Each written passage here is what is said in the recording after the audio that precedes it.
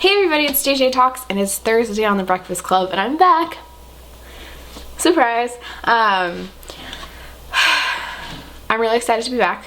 It's really great. Initially when I started, I was very overwhelmed with the whole YouTube thing. I took a break from my channel for like 6 months. I got doxxed, my family was being threatened. I was super anxious about that, and school and work and everything.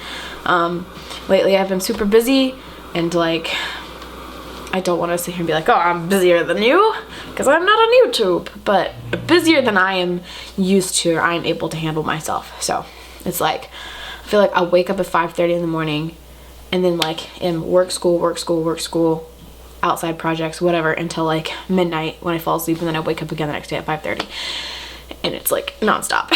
So I felt like that now is a good time to come back to the Breakfast Club, because I want to come back into the YouTube community and spend some time here, and I feel like having this obligation every Thursday will help me to make this time for myself, because it's something that I really enjoy doing. And so if people expect me to do it, I'm a lot more likely to do it, I have found. So that being said, next week I'm going to a conference. It's called ECWCA, and it's a writing center conference. I work at my school's writing center as a writing consultant. I just said the word writing a lot. I'm doing 3 presentations, and one of them is about plagiarism. Now recently I made a video on my channel about plagiarism that kind of inspired this presentation. And so today I kind of wanted to talk about it. I'm not gonna like give you guys the presentation, but kind of talk you through my thought process and the things that I've learned, and how my opinion on plagiarism has changed in the time that I've been doing this research. And you know, if you're interested in the concept of plagiarism, or if you have plagiarized, or if you hate plagiarists, feel free to comment and let me know your thoughts. But I do ask that you watch this video with an open mind, as I always ask you to do. I want to start by saying I am not condoning plagiarism in this video, and I don't think plagiarism is okay. Now that I got that whole spiel out of the way, let's actually start talking. So, first of all, while I was making this presentation, I found this quote. And then I found this quote.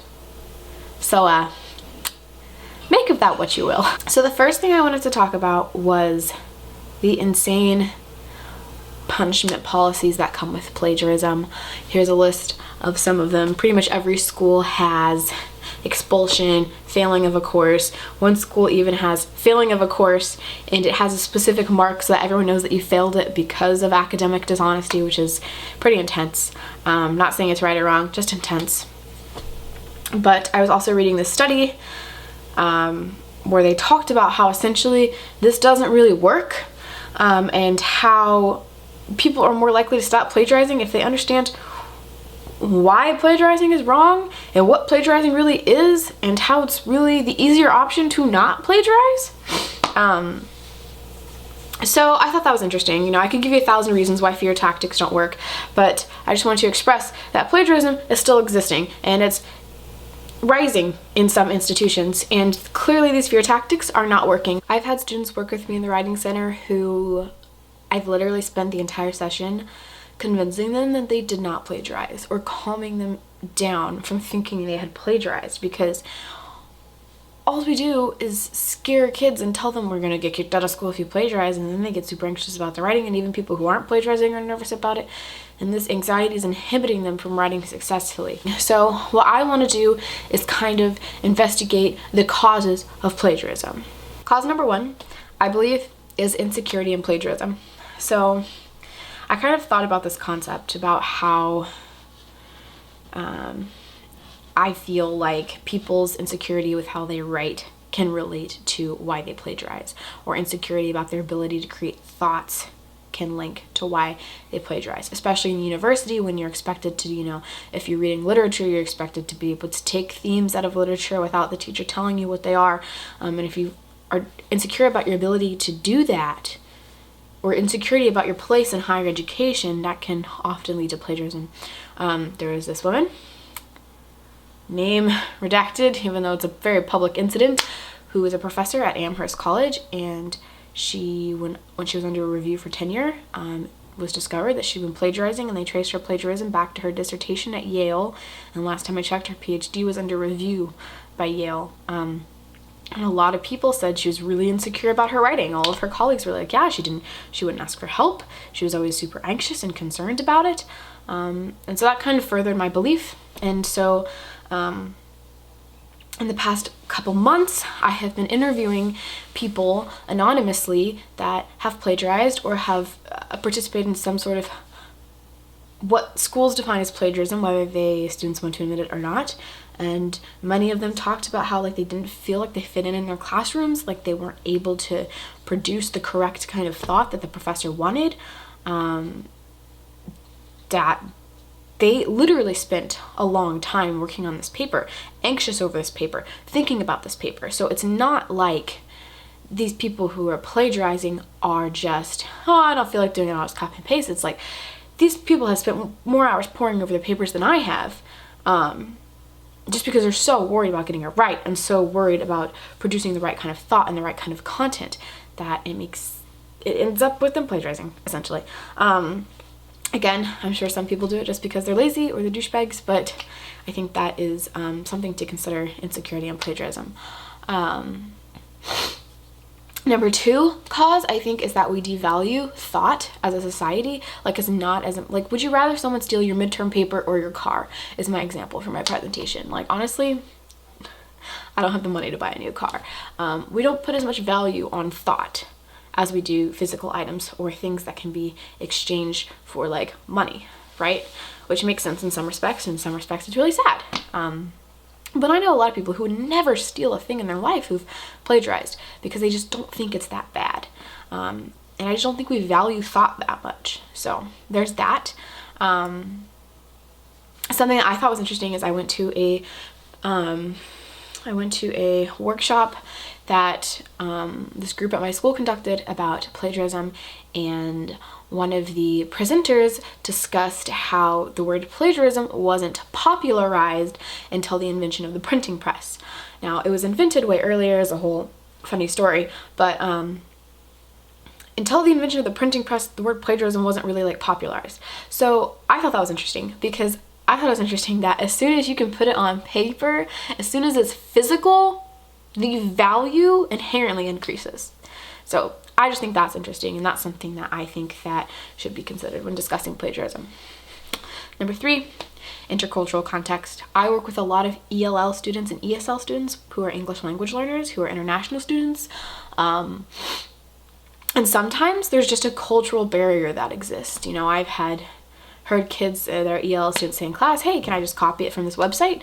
And they literally don't understand that that's plagiarism, understand why it's wrong. And I'm not saying no one outside of America understands plagiarism, but that cultural barrier can exist when teaching students. So that's something that also has to be considered. In other countries, it might not be a terrible thing to take someone else's thoughts and regurgitate them or whatever. So number 4 is probably my big one, is how we teach writing in schools and how we teach thinking in schools. It kind of goes back to that famous quote, teach students how to think, not what to think. And basically, I feel like a lot of plagiarism comes from the fact that kids don't know how to develop their own thoughts, because their whole life throughout the education system that they've been put through, their own thoughts were not accepted. So, for example, there's this woman named Sarah Holbrook. She's a poet, and she found that 2 of her poems were on the Texas STAR test. The STAR test is their standardized test. And so she took the standardized test and tried to answer the questions about her own poem. She couldn't answer them. Like the theme of the poem and symbols in the poem, she couldn't answer them. Which is, to me, the epitome of this problem, right? Like, we're giving standardized answers to a non-standardized question, to a subjective question. I remember we were reading Mary Shelley in high school, Frankenstein, obviously, and she asked us to write a paper about one of the themes in the book, and I was like, oh, I want to write about the homoerotic subtext of narrator, blah, blah, blah, blah. And she was like, well, that's not a theme. And I was like, what? Why is that not a theme? And she was like, well, it's just not a theme. And it's because it's not on the list of the 10 major themes in Mary Shelley's Frankenstein. That's why it's not accepted. Now, when I looked it up, I did research and was able to support my opinions, and eventually she was like, okay, if you can support your opinion, that's fine, which is nice. But ultimately, like, I was prevented from having this idea. Instead of asking me for my evidence or my reasoning, she just said, no, that's wrong. So giving kids objective answers to subjective questions and telling them that they have to find that correct objective answer to a subjective question makes people freak out, and it makes me freak out. So I understand. So when kids go to university, for example, and they're taking a literature course and they're literally allowed to write about anything in the book, they might end up plagiarizing because they're trying to find what the teacher wants them to write about, right? So how we teach writing has a lot to do with how people plagiarize or why people plagiarize. So I just think that's really interesting. There's just a lot of, I would like to just explore this more in the future. But anyway, sorry that was a little bit long. Hopefully I can cut it down a little bit so Paul doesn't yell at me. But plagiarism happens a lot on YouTube. And that was a huge thing with Jacqueline Glenn. It was a huge thing with a couple of other YouTubers. And so I kind of wanted to see how you guys felt about that. Like, maybe Jacqueline Glenn was, I don't want to sit here and tell people how they are, their business, but maybe she didn't feel like she was producing content that was good, or maybe she felt like, I don't know, and that's why she took stuff from other people. And I'm not saying that makes it right, but it might be an explanation, and it's something to consider, because clearly the tactics we're using right now to kick kids out of school, or to, tofu, to destroy their reputation forever is not working. So maybe we can come up with some other ideas. That's all. I will see you guys next Thursday. Bye.